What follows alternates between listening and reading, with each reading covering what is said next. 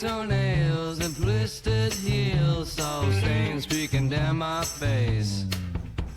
Sun is beating, muscles scream, but I'm moving at my pace. Run the riot! Leave the world behind! Run the riot! To free your body and your mind!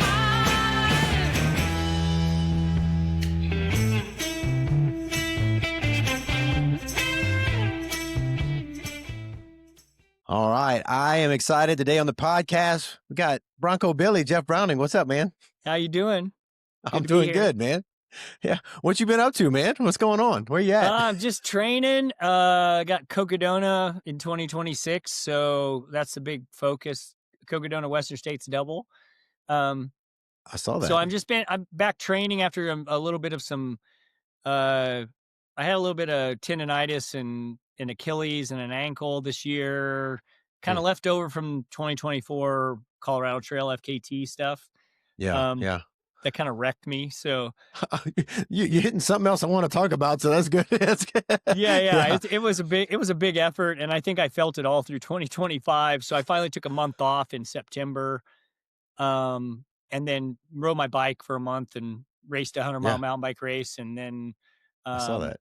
Yeah. And then jumped back in and built back training, intelligently, 12% a week. So I've been in a build phase, getting ready to jump into, training 50K this weekend in Phoenix. So stoked to be back training regularly and healthy. So you did no running for that month? Just yeah, I took a full 4 or 5 weeks off from I took no running, just rode my bike every day, lifted weights, worked on a bunch of rehab mobility stuff, and strength. I'm always in the weight room 3 days a week. So still did all that, but took a month hiatus and just was on my bike, either my gravel bike or my mountain bike. And then on a whim jumped into Stagecoach 100-mile mountain bike race here locally in Flagstaff. I'd never ridden. I've raced 50 miles and below on a mountain bike. I came from a cycling background before I got into ultras 25 years ago. So most of my 20s were on, in the saddle of a mountain bike versus running. So I kind of, recommitted to the bike for a while and had a good time on the bike, and then finally got back to running. Yeah. Well, how long has it been since you've taken that long off of running? Probably for it's been a while. I was thinking back, I think actually 2020. I injured. I had a really bad case of metatarsalgia flare up in the late summer during COVID. Playing soccer with my niece and my kids and my nephews, and my brother-in-law. It was one of those times when kids are in that 11 to 15 range, and it was parents against kids in soccer, and it was just at the age they hadn't gotten good enough to beat us yet, and my brother-in-law and I played hard to win. We won by one goal, and the next day I was limping. I was all the cutting and everything on, and running, sprinting and cutting on turf. And finally, I tried running on it. I ended up having to go to PT and get dry needling. I ended up biking a ton for about a month in 2020. That was probably the last setback I've had. Before that, it was probably at least another 5 to 10 years before that. So, you bring up something that's kind of okay, when you're training for races and stuff, we put all this time in, we're hammering and stuff like that. So one of the things my wife's family does here is they'll have these family get-togethers and for whatever holiday it is, and then they play volleyball, yard volleyball, guerrilla volleyball. And I'm I got a race coming up. And so a lot of times I'll sit back, man. It's hard to find that balance because, you want to do things and be strong and all that. But sometimes it's I don't know, man. Yeah. There's been a lot of times where I've sat out, but that was 2020 and all the races had gotten canceled. So I was just right. Yeah, there was there was no racing going on. It was just me training a bunch that year and running in the mountains. So I was just threw caution to the wind in that soccer game. Yeah, yeah. Nice. Well, hey, so your Achilles, interested because I was talking with Chad Bruce the other day. I had him on and he was Oh talking yeah. about his Achilles and I've been dealing with a little bit of stuff too, just little niggles in there. But so it flared up. That was basically from Colorado Trail. You just Well, kind of I feel like I had all this weird tendonitis stuff in this season. yeah. That I think I didn't respect. I should have taken time off after the Colorado Trail. I I mean, noticed like you a kind of big, hammered pretty quick after that. yeah, I got back at it pretty quickly, and that was probably a mistake. I didn't really respect the kind of damage you're doing to tendons and Yeah, ligaments, or just the stress you're putting on them. yeah, And so I think I should have respected that, but I didn't, and I continued to um, I didn't let off the gas until this September, and yeah, finally was like, I came to that moment where it was just like, I knew, I mean, there'd been a whisper in the back of my head the whole time, but yeah, the Achilles flared up pretty bad after Western States. yeah. Um, and I'd had some ankle tendonitis early in the season, and one that flared up at Western States that affected my pace, Mm, especially climbing. yeah, So I just finally was like, okay, I need to rehab this stuff, and got with I have a physio here that's running specific. Got with him, diagnosed what was going on, and then we just started really targeting, with band work and massage and all kinds of stuff to get it better. nice, nice. So you're feeling good now. You ready to go? Yeah, ready to go again. So hopefully all Yeah. that stuff's in my past. Yeah, yeah. Well, briefly, I know you've talked a lot about Colorado Trail on other podcasts and stuff like that, but that, I don't know, it seems like you've been doing a lot of, because you were like, hammering a lot of hundreds and stuff, and now you like Colorado Trail, Cocodona 250, those longer distances. And like, what are you, especially Colorado Trail, what are you finding out about yourself, through these things, man? It's It's a interesting roller watching you take coaster ride, it's- man. yeah, It was I mean, Colorado Trail is like another level, 177 hours out. yeah, Um, that was a long time to be out, like with not very much sleep, in yeah, 7 days, 9 hours. That was a big, I learned a lot though. I mean, I think I haven't, and I'm kind of looking forward to Cocodona because I haven't done anything since the Colorado Trail long besides hundreds. yeah, So I'm kind of looking forward to seeing kind of where I am there because I learned just a lot of little things mm, um, in that thing, like as far as like foot care and like another level of foot care, another level of like self care and mm, napping and all kinds of stuff. So yeah, um, and I think one of the best things that came out of the Colorado Trail, 7 days straight of using poles in big yeah, terrain. Like, yeah. poles are like an extension of myself at this point. Yeah, yeah. That's cool. That's pretty good. Well, Yeah. I wanted to touch real quick on Cocodona because we watched, everybody watched the chase and everybody was watching it live stream, of course, we were all following the dots and following it and like, oh, go Jeff. And then man, your breathing and all that just attacked it, whatever. And I wanted to, number one, commend you for being real. When you talked about, it's not what you want, it's what you need. Like that got me like, Yeah. that spoke to me because that happens, and, but like, I don't know, recovering physically from that was one thing, but how did you, I don't know, accept that and deal with that just as a competitor? I know you're a competitor. Oh, I mean, it was hard. I have to say. Like, I mean, that when I got interviewed for the chase and I said what I said, that was after reflection and sitting down and like talking with my wife. Oh, She really okay. helped me put it in perspective, Nice. to like because I was really struggling with like, man, I put so much time into this. I've trained more than I ever trained, put more Yeah. volume in than I've ever put in to get ready for that race. I felt like everything went kind of smooth and according to plan, except for that, upper respiratory infection that happened about 3 weeks out, which Yeah. is what happened during the race. You're not done. Even though symptoms are gone, you still have a viral load that you're carrying Yeah. and in the background, and you put yourself in a stressful 60-hour situation. And, it comes cytokine storm and it all comes out as like reactive airway or whatever they call it, where your airway swells. That's basically what happened. Yeah. the last 80, last 80 or 100 miles breathing was affected, and it got worse and Yeah. worse. To where it was affecting my O2 saturation level. It was like 83 at the finish line after sitting a half an hour. That's So it was crazy. really low. Yeah. So I think, what I learned was, one, I mean, you can do everything right, and it doesn't always go according to plan. And you can't, I don't know, one of the things we've coached over the years, and one of the things I've learned from doing all these ultras over the years for 25 years, is that this is part of the sport. You got to roll with the punches and take what comes. And you can't get too stressed about it, because it just happens sometimes. There's just nothing you can do about it. Like, I didn't have a tool in my toolbox for reactive airway, and now I do. So if it ever happens again, I'm ready. So what do you do for that during a race, man? you want an inhaler, like a prescription inhaler. Yeah. And I mean, for USADA water rules, they've changed the rules on that. You used to have a temporary use exemption where you had to go through paperwork and all that and get it approved. But now it's just a certain amount of there's a certain amount you can't in a 24-hour window.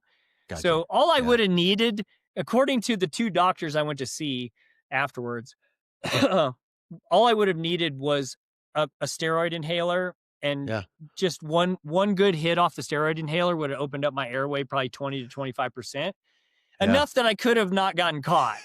But not enough to be banned substance, right? So now I have 2 inhalers that are good for 2 years, prescription wise, that are in my emergency kit. They're in there with everything else. Like if you needed stitches and butterfly bandages, they're all in that kit that my crew has. So if I ever, it ever happened again, I would have some kind of a tool for it. But 25 years, and I've done tons of high altitude stuff. 7 times I've finished Hard Rock. I've done Leadville. I've never had a breathing issue ever at altitude or at any point. That was the first time. So it was all because of that upper respiratory infection kind of rearing its ugly head again. So it is what it is. I mean, what are you going to do? There's not much you can do when that kind of stuff happens. You just got to roll with it and hopefully hold the guy off in second, but didn't quite happen. Yeah. Well, and that's something that's it's hard, because you want to own it. You want to okay, what could I have done differently? And like you said, there are things that happen that are completely out of our control, and you just, you handled it the best you could with what you had, Yeah. You have to take the tools you have and the knowledge you have at the time and apply them. And if it's not enough, it's not enough. And on that day, it wasn't quite enough. It was close. It was close. It wasn't. Yeah, it was right there, man. That's good. Yeah. It was. Oh man. But I have to say this: it all evens out, man. Because there's a lot of things over the years where it's gone in my favor in the other direction. And that's what that's kind of where when my wife and I were talking about that situation of getting caught and the tragedy of it all, I really was like, you know what? There's I can count multiple times where it was either a really close race and I was able to pull it out, or someone else did something stupid and I caught them. That's happened to me a lot of more times than I've gotten caught. So, so I'm still ahead. So even though it was on a big stage with live it was a big hit, and a documentary, I jokingly said, I just did it for the story, of the documentary. But not really. Too much of a competitor for that, man. Yeah, exactly. That was it. And it still stings a little when I think about it. No, I'm sorry to bring it up. I just. Oh no, it's all right. We'll pull that thorn. Just a little bit, just wiggle it. I don't know. God lets those things happen sometimes, man. Keep us humble sometimes. Exactly. We need to stay humble. Yeah. Well, I'm just realizing that I have this right here from when I ran. Love it. I saw that when I logged on. Yeah, and I have a notes here because I wanted to talk about it because that's a race near here. I ran it, I think 21. Love that race, and I just wanted to you went in and just smashed the course record. And I just wanted to get your take on it. You know, you coming into Arkansas and running that race. I think you guys started on, it was the first year it started on Saturday morning instead of Friday night, I think, Yeah. right? Yes. Okay. Yes. Yeah, Yeah. we So we started had on, to finish in the night, like a gotcha, typical, gotcha. Yeah, or at least I finished in the night. yeah. Yeah, it's a beautiful course. Um, it is tough that time of year because, Mhm. um, like the Ozarks. I grew up in Missouri, north of there, about 4 or 5 That's hours right. Yeah. up by Kansas City, and the Ozarks are tricky because it's primarily an oak forest, and all those leaves kind of like blow into, like, if it's how trails get kind of troughed out and there'd be rocks in the trough and everything. Yeah. The leaves kind of like mix in with it, Mhm.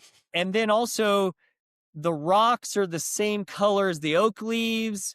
So like everything is kind of flat color at night, especially.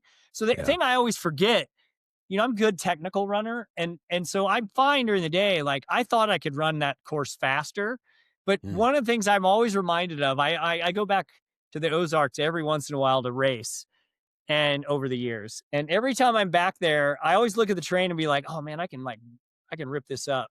And then I like get there, and then it becomes night, and you're like, oh right, Yeah. I can't Yeah. tell the rocks from the leaves, and it's just gnarly technical at times, and you Yeah. just can't go fast. Yeah. Like even with good lights, it's not enough to be able to go fast. So that's always like kind of a challenge. I'm always reminded of like how technical it is at night there because of the flat color of all the obstacles they all look the same.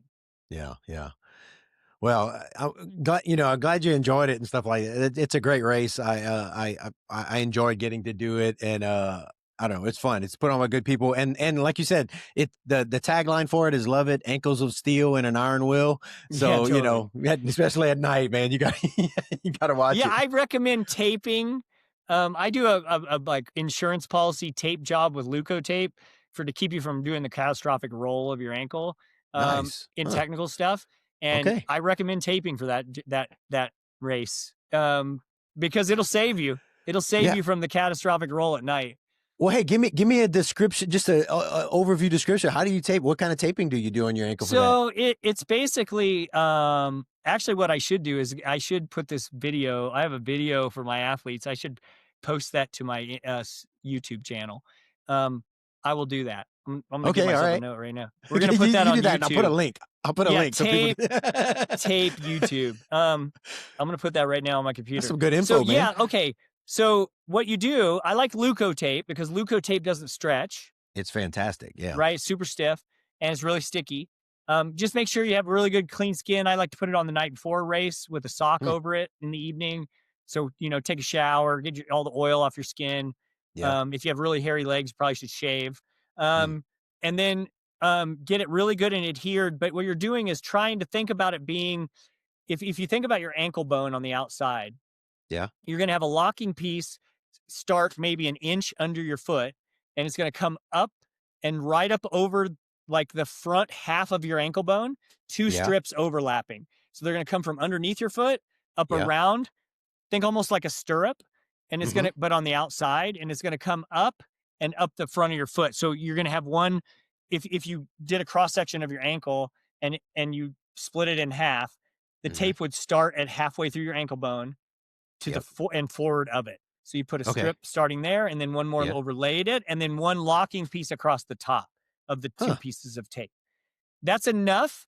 And make sure you put your foot in kind of like the relaxed position when you're like in your stride cycle, where you might Yeah. point your toe slightly right before you strike. You don't want to restrict that movement, but you're Yeah. basically it doesn't affect your ankle mobility. It just keeps you from going over to that catastrophic side where you would roll, Yeah. like fully roll over on the side. Been there a lot. Yeah. Yeah, Yeah. totally. If you all trail runners at some point roll ankles. I've done it Okay. multiple times in 25 years. Yeah. So Just giving support. Yeah. yeah, it just gives you like an insurance policy to keep you from going all the way over.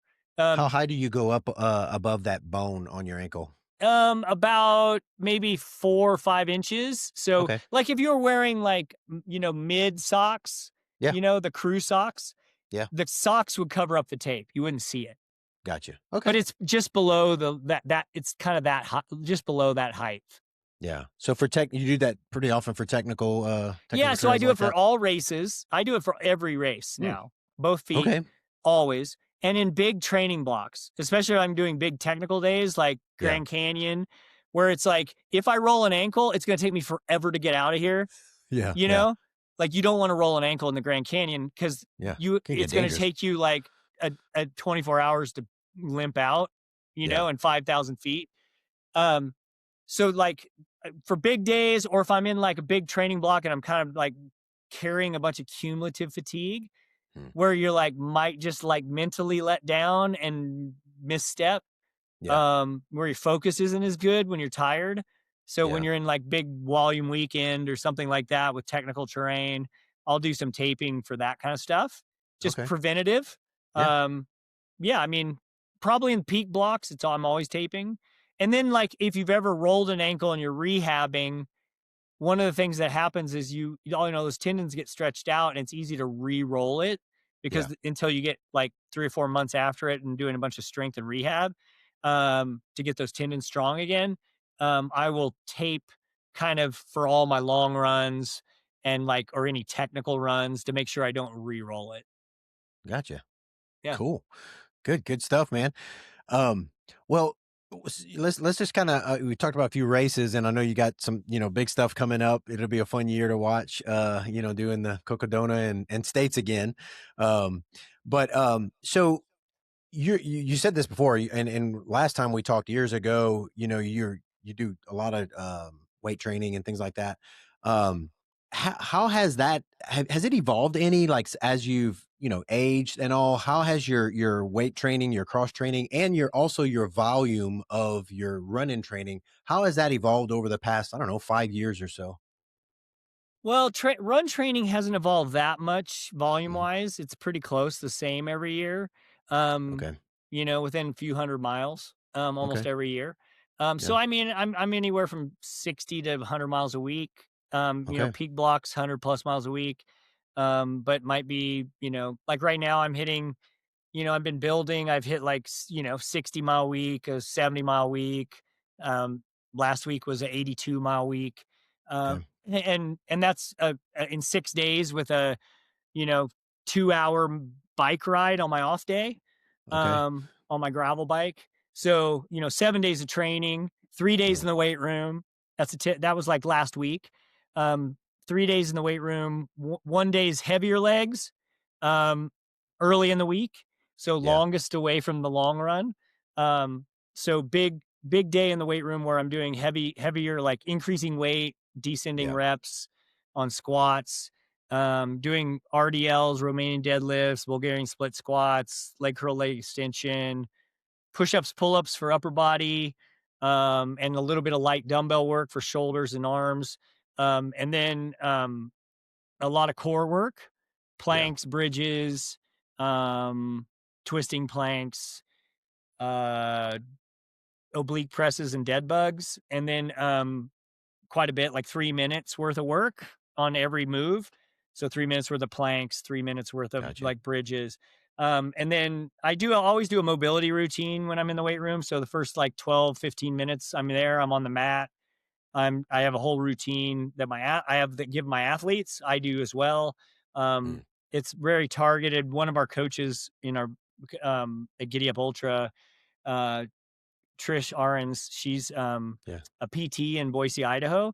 So she's big on movement. She's like Kinstretch certified, all that. So we talk about like hip mobility and that kind of stuff and keeping things, moving. So we really focus on, like, she and I have gotten our heads together and put together a routine of like stuff I like, That's stuff she cool. likes.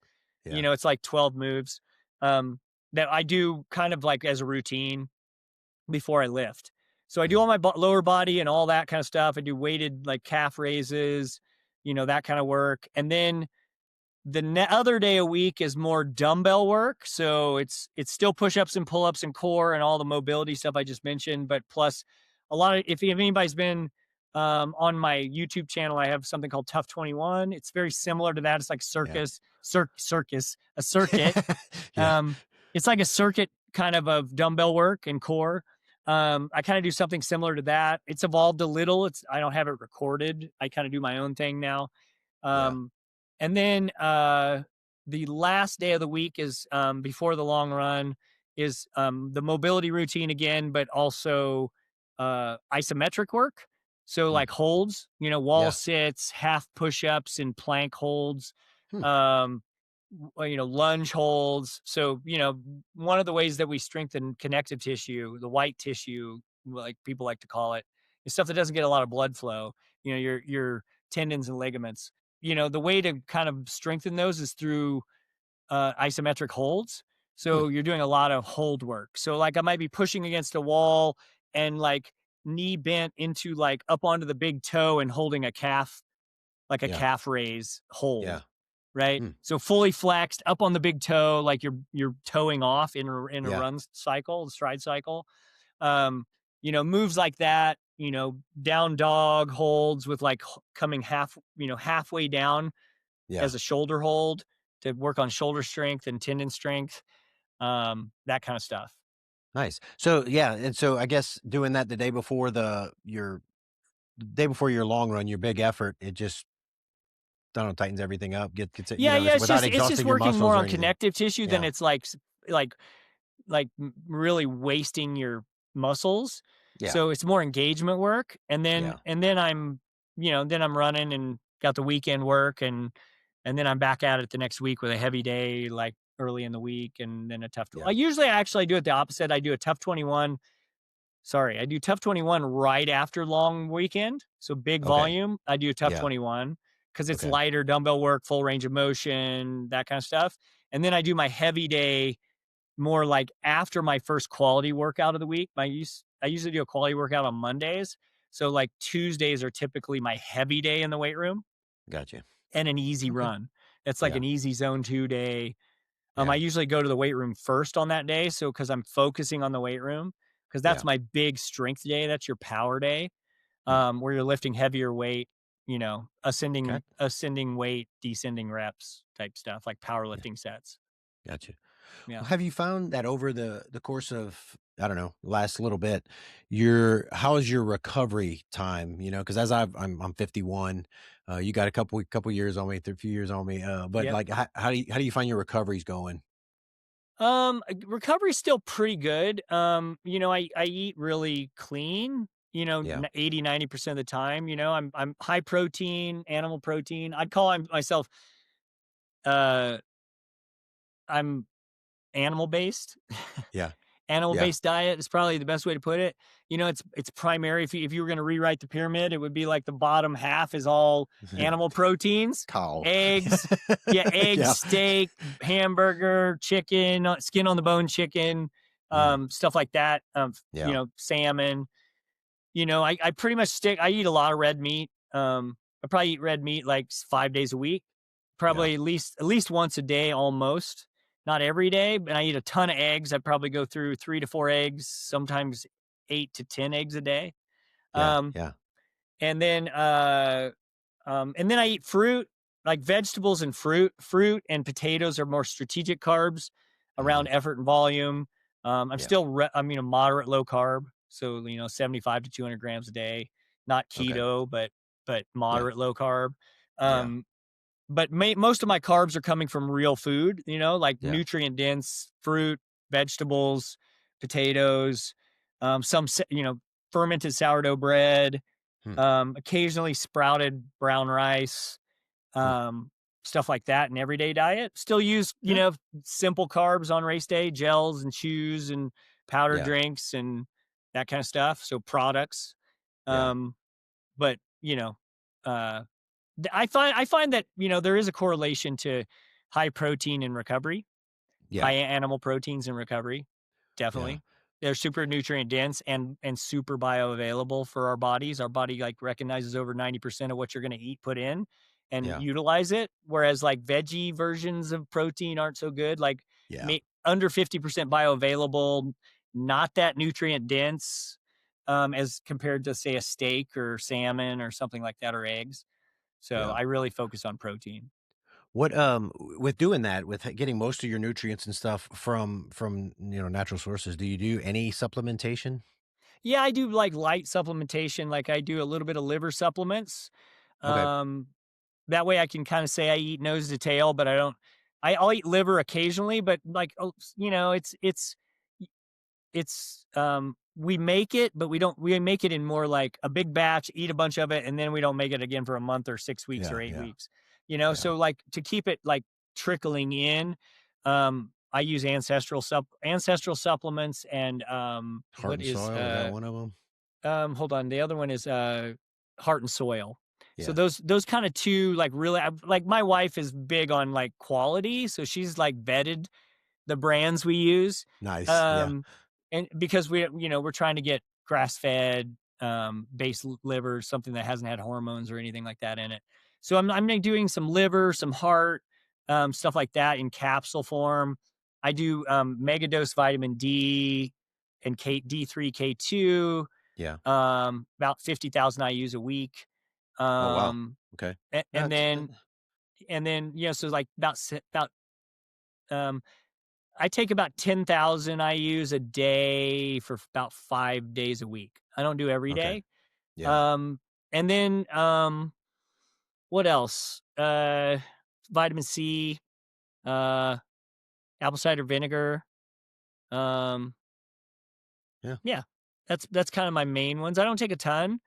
I'm getting so much nutrient dense food that I'm not too stressed about it. And I'm not dogmatic about it either, like taking it every single day.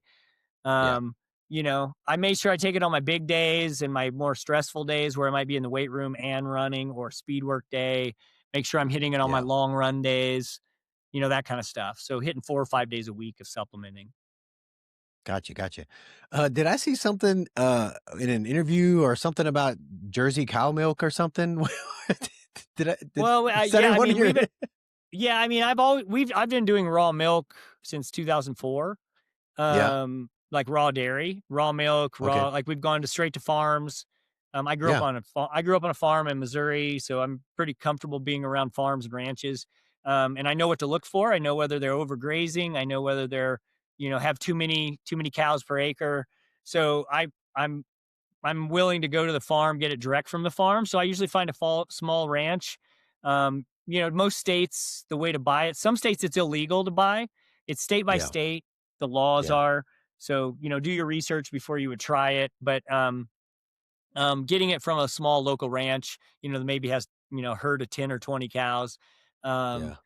That's where we've always got it. Now I'm in Arizona. You can actually buy it at the grocery store and some of the Oh, okay. stores.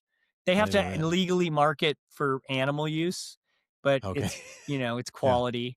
So I still drink raw milk, every Nice. week. Yeah. And raw cheese and cultured dairy, like, yogurt, Greek yogurt and stuff like that. Okay. Gotcha.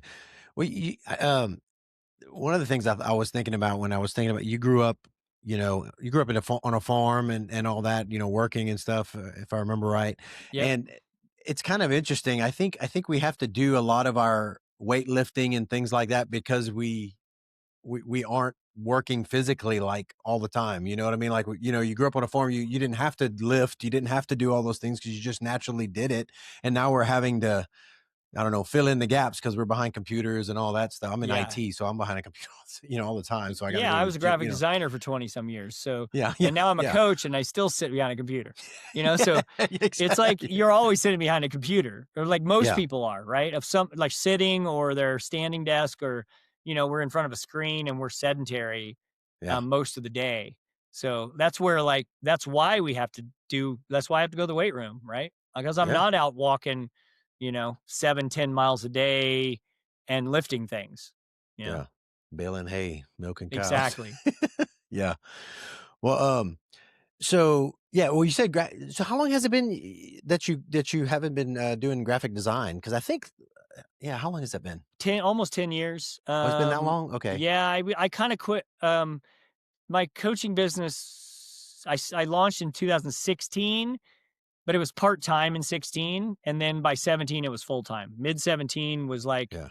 full on quit doing graphic design. I mean, I had to phase out graphic design over about 18 months.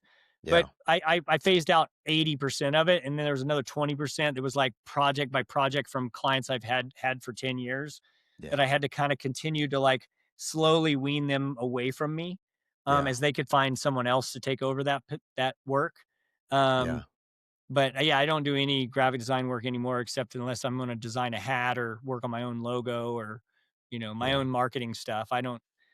I've really funneled the design side into footwear, helping with footwear testing and development and direction of, you know, as an athlete, from that Well, side. I was gonna ask if you missed that design part of it, and what do you do to feed that itch? But there you go, There it shoes. is. It's all footwear now. Like, I'm geeking out on shoes. And I worked in retail and helped brand retail in Bend, Oregon for 17 years, Foot Zone in Bend. And then before that, when I was in college, I worked at a specialty running store, on the retail side. So, I'm used to being around a retail specialty running store. Like, Yeah.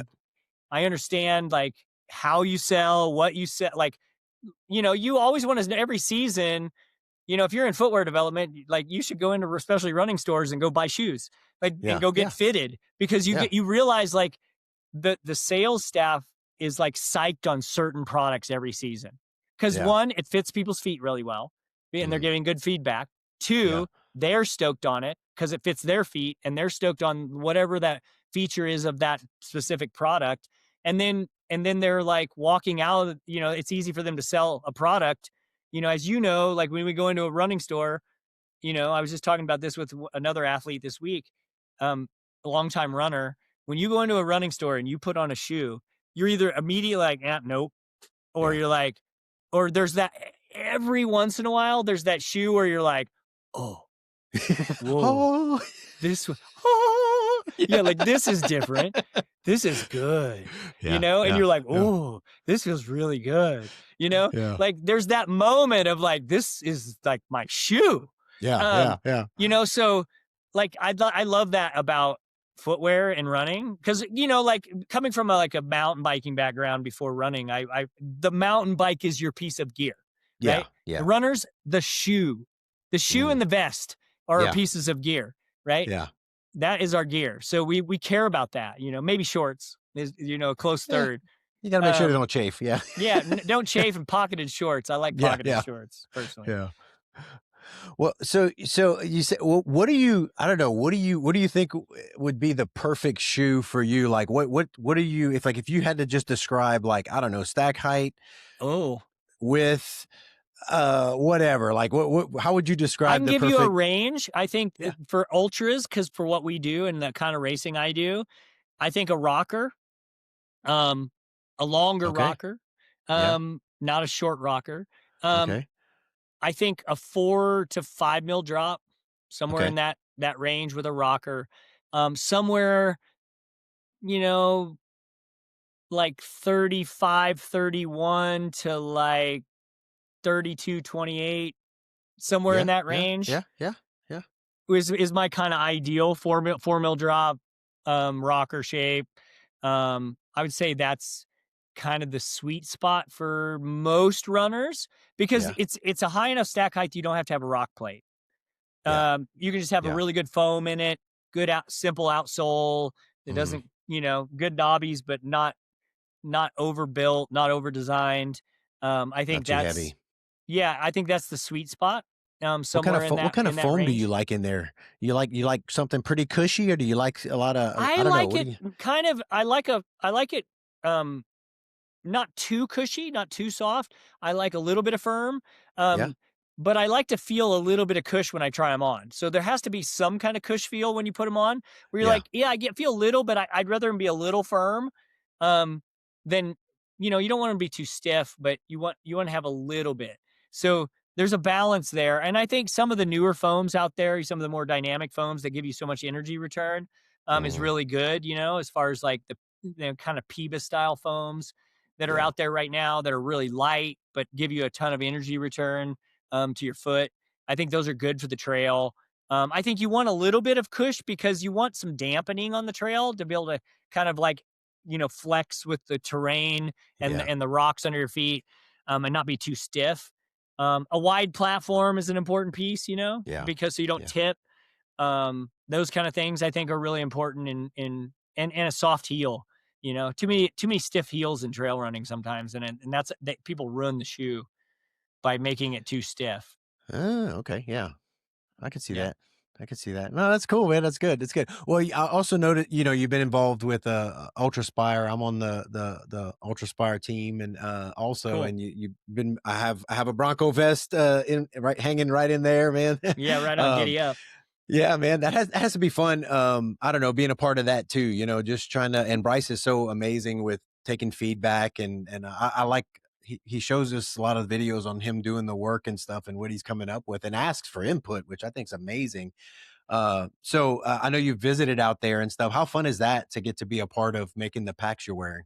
Yeah, I mean, Bryce and I have known each other for a long time. I was like one of the first few athletes on the team when he started Ultraspire, and we've had a really good creative relationship the whole time we've known each other. Nice. Um, so we geek out quite a bit on product and like features and that kind of thing. So it was a natural progression of in the early days I used to use handhelds, the blue big 20-ounce bottle, the harder handheld is Yeah. my sketch. I I didn't know faxed him that. That's way cool. back. That's good. Um, and like very similar to what I originally sketched and some of the features I wanted in it. And then I mean, still making that bottle, and then Yeah. the Bronco race vest and the big Bronco. Those I was looking for something that I wanted something that some of the feedback from a lot of my athletes I coach who ran in the Solomon vest was it was too stretchy. So once you got it loaded down, it bounced too much because it Yeah. stretched too much. It's comfortable when you don't have it overloaded. Yeah. But we were looking to find a balance between stretchy and be able to like make it expand, but also hold some shape and not bounce too much. And I feel like we did a good job on the big Bronco Yeah. race vest as far as that goes. And there's a new version of that coming out, fall Sweet. 26. We'll have a revised version of that vest. Is that what you wore for Colorado and Cocodona? Did you wear Yep. the big Bronco? Okay. I wore Yeah. this. I wore the actually 5-liter race vest because supported you can mule. So I had they used some of the bigger Ultraspire packs to mule for me. We had Okay. packs ready for volunteers and Nice. stuff like that and Yeah. pacers because I had a pacer the entire time. So they're carrying some of your weight. That's the whole point of the like supported category. Yeah. If you're going to do supported, you leverage everything. Yeah. Yeah. You And got so to. I just carried a 5-liter vest. I carried like my own 2 bottles. Like I carried a Yeah. liter at a time, and a shell. My poles. That was really it. Nice. And then they were handing me nutrition and stuff like that. And helping filter bottles, on the fly. Yeah. Yeah. But yeah, I used that one, and then but for Cocodona, I used the 12-liter. That's really what the 12-liter was designed for. Was a light 200 pack, 100 and 200 pack, Yeah. meaning, you got to kind of have, if it's going to be a 200 pack, you got to have some really, really packable light base, required kit, Yeah. whether it's rain jacket, waterproof pants, gloves, that kind of stuff. It's got to be really, really down coat. It's got to be, I can fit everything. My whole kit fits in a 2-liter kind of dry bag, Yeah. like a burrito. Just because I've invested in like really light stuff over the years and geeked out on reviewing, trying things. Yeah. I haven't had like a direct clothing sponsor since Patagonia in 20, I left them in 2020. So 5 years ago. So the last 5 years, I've been open to buy whatever I want. I buy retail, but I There go you go. buy whatever I want, man. And it's Nice. awesome because I'm like, ooh, I like that. And I try it. And then I might use it for like half a season and then find something else and be like, no, I'm going to buy that. Ooh, I like it better. So Yeah. I've really collected a pretty geeky light like kit. So Yeah. it all fits in a 12-liter pack. So with water, with the I might ask you required for a carry. list of what you're using, man, because one of the things that's hard with the 200s, man, is getting that pack. I mean, packed, because some of that stuff's heavy. And once big. you have to get like Cocodona, the first 37, you have a 4-liter required carry. Like it's only in one section that you have to carry 4 liters, but be able to like actually have the capacity to carry 4 liters, and it not be, not feel like crap is pretty tough. Yeah. Yeah. That and plus your required kit and everything, man. That's wild. Yeah. Yeah. No, that's cool, man. It's been fun I like watching, just the evolution of all the packs and everything else, and, anyway, it's fun. It's pretty fun. It Um, is. so I was gonna ask you, man, as far as, like, what's a, you're coaching, you're busy with that, you're racing, you race quite a bit, you're training and all, like, what give me a overview of, just I don't know, a day in the life of Jeff Browning. Like, what is you do? Are you up early? Are you what are you Yeah, like? I'm What's up early most days. Like I'm not crazy early, but I'm up by 6:37 on calls by 8. Usually first call of the day is at 8 a.m. I give a 1 or 2 calls in the morning. Then I have kind of a late morning big block open for training. okay? And then I'm back on calls usually 1 or 2 o'clock, sometimes 3 o'clock till about 5.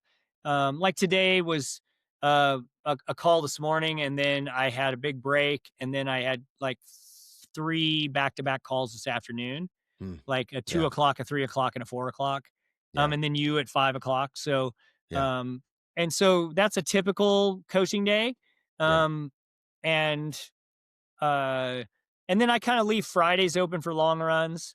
I don't really schedule anything on Fridays. I do some follow ups with emails and like texts with athletes, but I don't schedule any calls on those days. I leave that open. I'm gone on Fridays all day.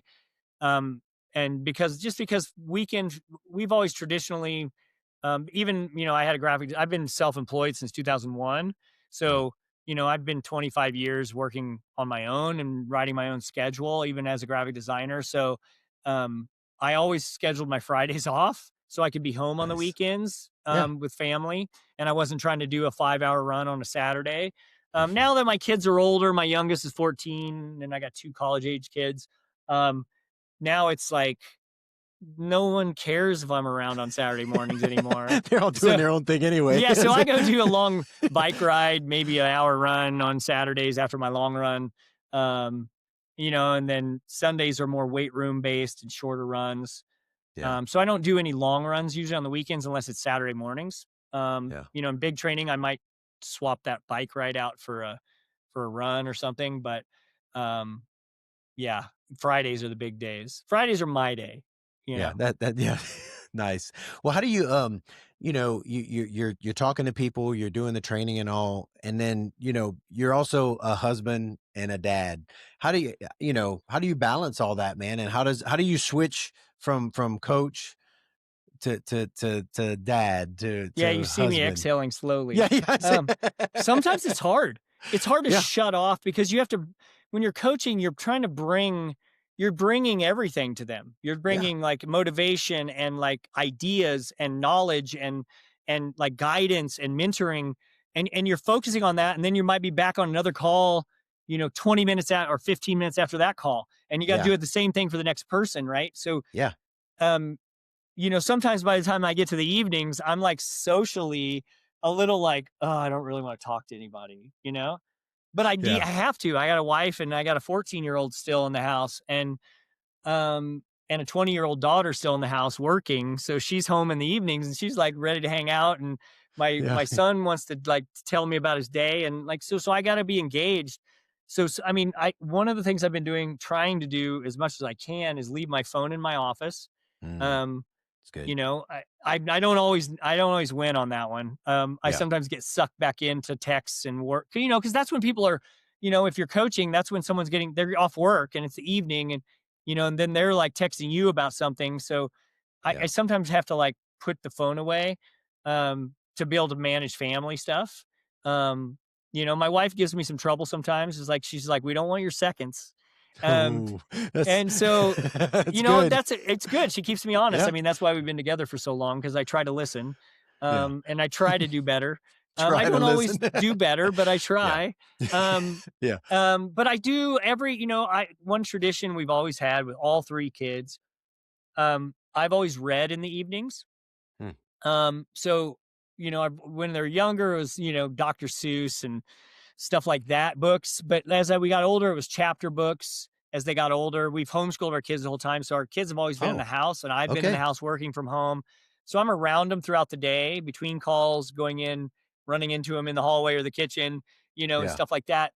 But I've always done the reading thing, and it's become more of a tradition to stay connected. So, for example, like even my 14-year-old who can read his own books fine, we still have a series that we're working through of like it's a 20-book series or something, The Ranger's Apprentice, and it's awesome. It's such a boys book, Oh, really? I love it. It's What's it so called good. again?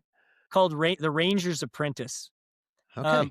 Awesome book I'll have to series check it for out. for 8, 9, 10-year-olds on. Yeah. But we're like, for me too, for like a You're enjoying 54-year-old guy, like I'm so into it.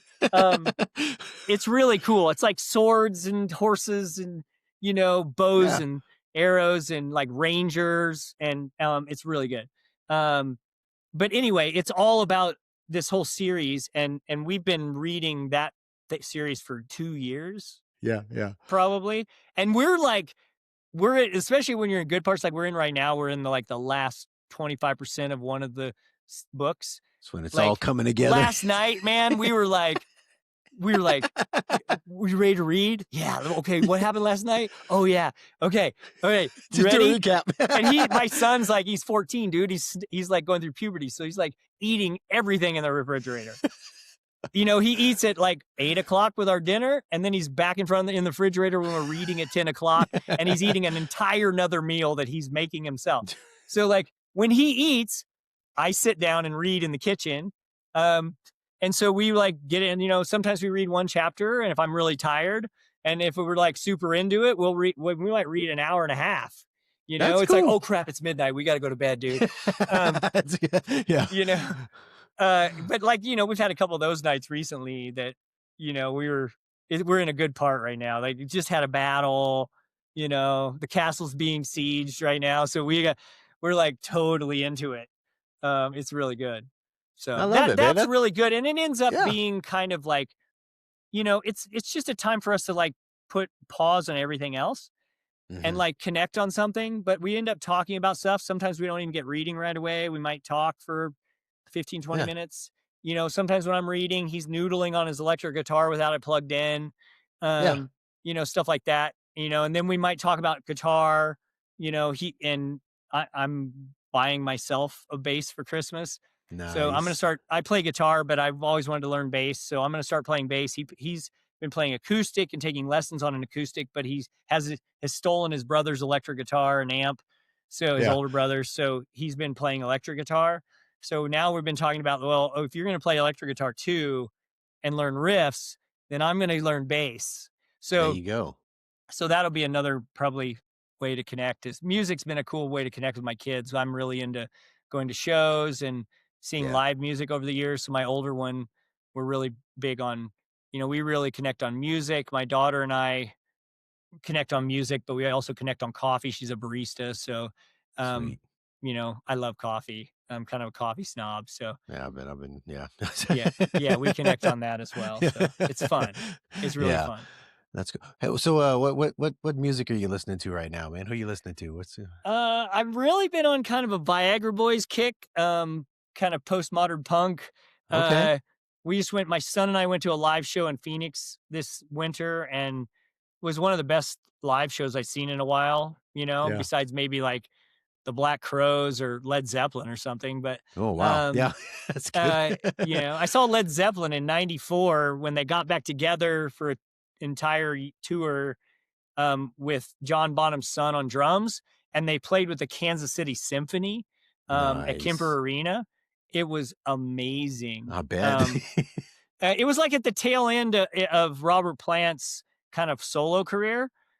He was really big in the 80s after Led Zeppelin with a solo career. And so he was still ripping, like singing wise. And Jimmy Page was still young. They might have been only like in their late 40s, early 50s at that time. So they were like so good. It was like one of the best shows I've ever seen.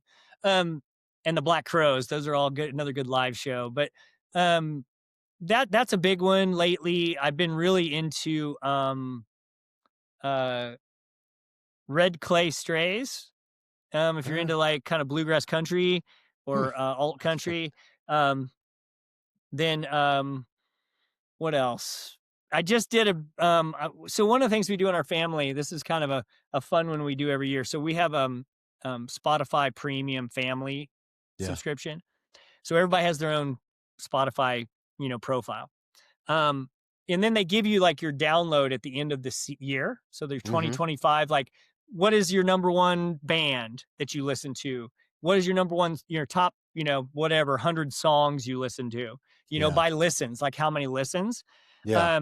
So we go through, we have an evening, we already did it. We always do it in December. As soon as it comes out, cool. We sit down for dinner and we get like the Bluetooth speaker out on the middle of we've got like a little one that looks like a Marshall amp, Yeah. And we put it out like a Marshall stack, you put it out like if anybody's an electric guitar player, you know what I'm talking about. Looks like an amp, Marshall amp. Yeah. But it's a little Bluetooth speaker. And so we put that in the middle of the table after dinner and we sit back and we go around the horn. You play like, what's your number one song? What's your number two song? We get to play it till the chorus. Right? Nice. That's good. That's a good idea. So you get a little sampling of everybody's song. Probably make fun of each other. Yeah. You listen to that? Yeah, you listen to that pop crap. T-Swizzle? What? Yeah, right. Taylor Swift. What? So like, or sometimes it's like, oh, who is that? Oh, yeah. I'm gonna add that to my like list. Yeah. So it's really fun to do that. So like my number. So this is a reflection of my time on the bike. So on the bike, a lot of times you're going with like, air going through, so you can't really hear podcasts or anything. You can't really listen to a podcast or anything like that. So some of my longer bike rides on my gravel bike and my mountain bike, I had like headphones. I do the aftershock so you can still hear stuff. But But I was playing. I just wanted background music, and I used to be a big Grateful Dead fan. I mean, I'm still a Grateful Dead fan. You're never not one, but like I used to listen to them a lot. I had bootlegs and cassettes and all kinds of stuff. And one of the things that I came across one day, I was like listening to some song genre and a Grateful Dead song came on. I was like, man, I haven't listened to the Dead forever. So I just went on like a crazy, like 7 weeks, only the Dead. I only listened to the Dead on Spotify. Like every 2-hour ride was just a Dead mix in the background. And so I was listening to the Grateful Dead. So like I just got my number one album, our number one band came out for 2025. It was Grateful Dead. Because of my injury, I was like listening to I got on a Dead kick. So that's good. What you listen to podcasts and stuff when you're running or I listen to podcasts. On easy days when I'm like running zone 2 and I'm just gonna go cruise on trails for 10 miles or something. Like I did that today, and I just go listen to podcasts, and it's I listen to stuff on training, like Coopcast and Evoke podcast, some of those, Single Track podcast, those kind of Trail Runner Nation podcast, stuff like that. But then I also like listen to like crazy stuff like theology. Like crazy theology, fringe theology discussions. Define fringe theology, because I listen to a lot of like sermons and theology stuff too. But like, define fringe theology. So like fringe theology, like there's a podcast called Blurry Creatures. Dude, I listened to I started it from the beginning, but I need to get back to it. Well, they got their tagline is like, Bigfoot is the gateway drug. It's true. To everything blurry. All the cryptoids and the exactly. The so they get into everything, but they're both come from a Christian background, and so they like to they tie in like really cool guests with like talking about theology, the Book of Enoch. That's a side thing for me. I really get in. I've always been kind of a side theology nerd. On that kind of stuff. I don't talk about that much, but I love that. I love digging into like ancient books and scriptures and like, other books outside the Bible. And I grew up in a Christian household and kind of conservative upbringing in the Midwest. And, at some point, like went down this path I went down a party path in my 20s, but after that, I went down this whole like 5-year kind of,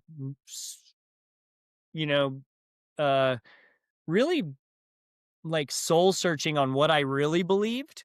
Yeah. Make it like, And what that do was you, part of what that. do I believe? Like, Yeah, not what what do I've I been believe? told. Not Yeah. because I was raised that way, but what Yeah. do I really believe? Do I really believe this stuff I was brought up on? Yeah. And so I went down the, stuff on like reliabilities of the Bible and Hmm. the ancient scripts and the Dead Sea Scrolls, and then that took me into like the you know extra biblical texts like the Book Hmm. of Enoch Yeah. and stuff like that. So like that whole path led me into some of these fringe podcasts of like that talk about these subjects in the context of UFOs, Yeah. you know, Cryptoids. Elohim and sons of God and giants and all that kind of stuff. It's fun stuff. It is I fun. mean, I like it's that stuff so too, man. entertaining, but it's also like super interesting because there is it gets into mythology and Greek mythology and Roman mythology and that kind of stuff. And like, it can get kind of out there, um, which I like. I don't Yeah. mind that stuff. Yeah. It doesn't scare me away. And so, just digging into that kind of stuff is really interesting to me. So like on a day where I'm like, oh, I got to go run zone 2 for like an hour and a half, listening to like Blurry Creatures or something is pretty awesome, you That know? that that's cool, man. Well, I don't know if I was in full-time ministry before, years ago, and pastor churches and all. So I love a good theology conversation. So it's good. It's good stuff. Yeah, I'll dig into that over a beer any day, man, Yeah, there or you a big go. good That's glass of wine or a good. bourbon. We talk about I used to smoke cigars before I ran, so I would bourbon and cigars go well together, but I don't smoke cigars anymore. But I Yeah, will have a good glass of bourbon every once in a while. But there you go. Sit back, talk theology. It's yeah, good. exactly. Yeah. That's awesome, man. Well, Jeff, man, I'm looking forward to I don't know, just seeing what you got in the tank this next year, man. I appreciate you taking some time to visit. And what are your big I don't know how much you can share, but over your next 2 big races that you got going on, what are your big goals, man? Well, I mean, run as fast as possible Well, at yeah. Cocodona. I mean, that's Yeah. my focus this year is Yeah. Cocodona, and then Western Yeah. States just show up and run. Okay. Because who knows? You're running a 250 miler like 7 weeks before, so Yeah. um, I'll just go and like show up and hopefully manage recovery really well.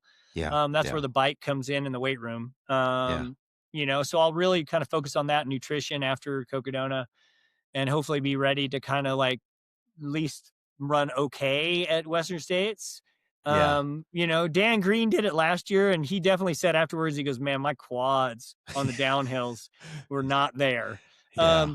So I'm gonna try to hopefully manage that better. I know he's primarily a runner and a streaker, so he ran the day after Cocodona. Um, yeah. But I don't do that. I'm more of a I'll hybrid athlete that's the bike and the weight Yeah. room in Yeah. for recovery. And so I really rest connective tissue and muscle damage and let it repair Yeah. while getting blood flow. So Yeah. hopefully I'll manage recovery better and my quads will hopefully kind of be there for Western States. We'll see. Yeah. We don't know. Yeah. It's a flip of a Just give it coin. give it a shot, dude. Just I go am. for I'm it. Yeah. 13th on the wait list of the finisher bucket at Hard Rock. So that's a long, long shot. I doubt that's happening. Yeah. I've got some build-up races, closer that I'll use in the spring, but everything falls to be determined right now. I actually Okay. have some sponsors asking me what my 2026 plans are, so I need to kind of finalize at least a pretty good list here and just Yeah. like narrow down what I'm doing Yeah. exactly in the second half of the season. I don't know yet. I've got some ideas, but I haven't. Nothing's like spoken to me right now, so I'm Yeah. waiting. You want to get And excited about something, Yeah. yeah, I want to be excited about it for sure. Yeah. Well, I'll make this last thing, but dude, things are getting so fast at Western States. It's mind-boggling. It's Those, not, dude. It's the first 100K. They go out way faster than they used to, and then it's just whoever holds on. Yeah. Like there's a lot more carnage, but Yeah. there's also like 4 or 5, 6 guys that are gonna like nail it and like Just still and be able to hold on at that pace. yeah. So that's why we see so many people going in the 14s. Yeah. So I mean, I don't Bonkers. know. I mean, I'm just at this point, I'm my focus is like the 50 to 59 record, which is 18-14. Okay. That's really all I'm trying to get. I've got a sponsor, Vespa's getting me in now, which you know You mentioned Chad Bruce earlier. He's helped with that project. Oh, Shout out to him.